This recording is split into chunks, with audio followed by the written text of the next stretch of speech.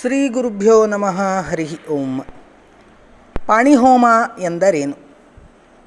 ಪಿತೃಸ್ಥಾನದಲ್ಲಿ ಕುಳಿತಿರುವ ವಿಪ್ರನ ಬಲ ಅಂಗೈಯಲ್ಲಿ ಅಗ್ನಿಯನ್ನು ಧ್ಯಾನಿಸಿ ಅನ್ನದ 2 ಆಹುತಿ ಕೊಡಬೇಕು.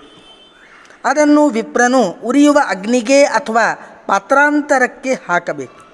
ಇದನ್ನು ಪಾಣಿಹೋಮ ಎನ್ನುವರು. ಪಿತೃಯಜ್ಞ ಎನಿಸಿದ ಶ್ರಾದ್ದದಲ್ಲಿ ಅಗ್ನಿಗೆ ಸದೃಶನು ವಿಪ್ರ ಎಂದು ಅರ್ಥ. ಬ್ರಾಹ್ಮಣನ ಜಾಗದಲ್ಲಿ ಕೂರ್ಚವನ್ನಿಟ್ಟು ಮಾಡುವುದಾದರೆ ಪಿತೃಸ್ಥಾನದ ಮುಂಭಾಗದಲ್ಲಿ ಚತುರಸ್ರ ಮಂಡಲವನ್ನು ಬರೆದು ಹೋಮಾಗ್ನಿಯನ್ನು ಧ್ಯಾನಿಸಿ ಅಲ್ಲಿ ಆಹುತಿ ಕೊಡಬೇಕು. ಕೆಲವೆಡೆ ಸಾಕ್ಷಾತ್ತಾಗಿ ಅಗ್ನಿಯಲ್ಲೇ ಹೋಮಿಸುವುದು ರೂಢಿಯಲ್ಲಿ ಇದೆ.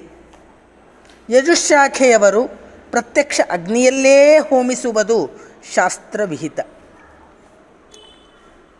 ಅಗ್ನೋ ಕರ್ಣವತ್ತತ್ರ ಹೋಮೋ ವಿಪ್ರಕರೇ ಭವೇತ್ ಪರ್ಯುಂಶ ದರ್ಭಾನಾಸ್ತೀರ್ಯ ಯತೋ ಹ್ಯಗ್ನಿಸಮೋ ದ್ವಿಜಃ. ವೈದ್ಯನಾಥೀಯ ಸ್ಮೃತಿ ವಚನ. ಶ್ರೀಕೃಷ್ಣಾರ್ಪಣಮಸ್ತು.